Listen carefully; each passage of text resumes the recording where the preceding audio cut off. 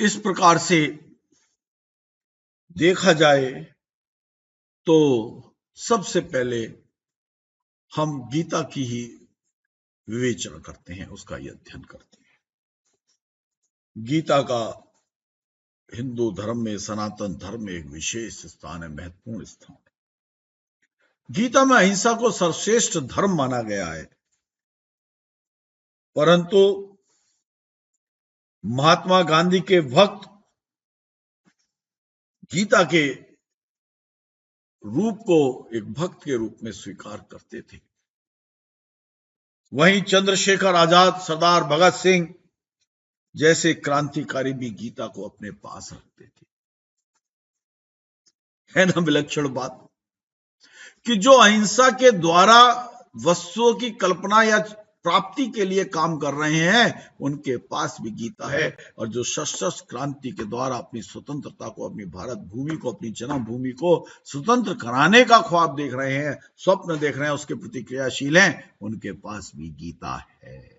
वो भी गीता की पूजा करते हैं, गीता को रखते हैं। वस्तुतः गीता सत्य की रक्षा के लिए कायरता को समाप्त करती है। अहिंसा कायरता नहीं है।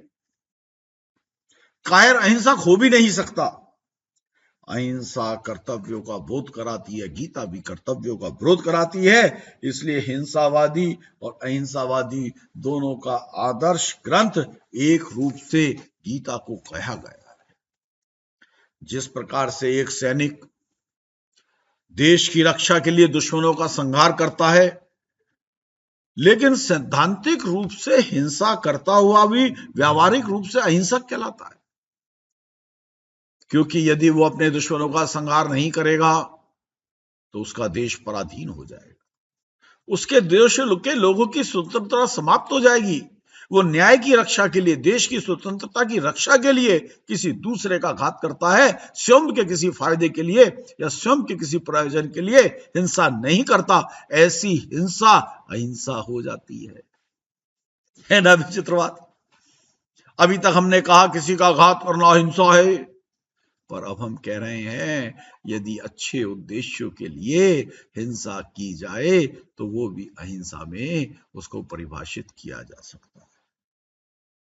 जैसे गीता को कहा जाए सिद्धांतिक रूप से हिंसा की प्रेरणा होते हुए भी व्यावहारिक रूप से गीता केवल एक अहिंसक ग्रंथ ही है। गीता में श्री कृष्ण ने कभी नहीं कहा कि अत्याचार करने के लिए हिंसा करो, राज्य को कायम करने के लिए युद्ध करो, बल्कि भगवान श्री कृष्ण ने गीता में कहा कि अन्याय को समाप्त करने के लिए हिंसा करो। भले ही वो हिंसा अपने बंधु बाप को, रिश्तेदारों से क्यों ना हो। अन्याय को खत्म करके न्याय के राज्य की स्थापना करने के लिए किया जाने वाला युद्ध भी तो अहिंसा का ही एक भाव है। गीता के अनुसार गुस्से में उबलकर उपवास करने वाला व्यक्ति भी हिंसक हो सकता है।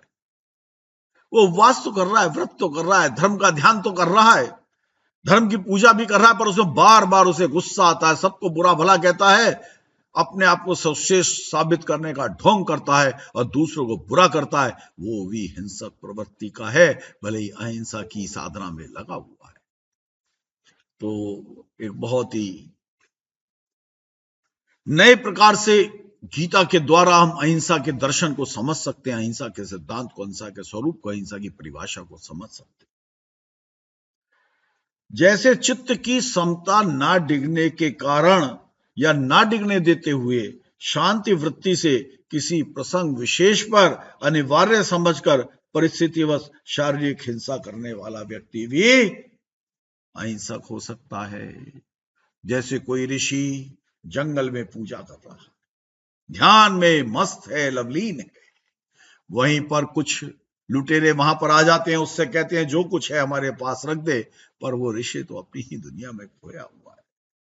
तब वो शस्त्र निकाल करके उस ऋषि को मारने के लिए उद्यत होते हैं, तभी वहां का राजा वहां पर आ जाता है। वो उन्हें ललकारता है कि तुम इस ऋषि का घात नहीं कर सकते। अब युद्ध होता है और वो जो दोनों लुटेरे थे वो जो ऋषि का घात करने वाले थे, राजा की तलवार से उसको समाप्त कर देता है। अब बताइए हिंसा कौन कर रहा था? राजा कर रहा था या वो लुटेरे कर रहे थे? लुटेरे ने तो हिंसा की ही नहीं, मात्र हिंसा का प्रयास किया, पर राजा ने तो हिंसा की। वास्तविक अर्थ में, व्यावहारिक अर्थ में देखा जाए, निश्चय की दृष्टि से, एकांगी दृष्टि से राजा ने हिंसा की है, परंतु व्यावहारिकता की दृष्टि से राजा ने हिंसा नहीं की, जबकि उसने घात किया है। उन लुटेरों ने हिंसा की, जबकि वो मारे गए। तो हिंसा का ये विचित्र स्वरूप हमें गीता के उपदेशों से, गीता से मिलता है। महाभारत में श्री कृष्ण ने शांति दूत बनकर युद्ध को रोकने के अनेकों प्रयास किए, बहुत प्रयास किए, और सिर्फ सारथी के रूप में युद्ध भाग लेने का वचन दिया।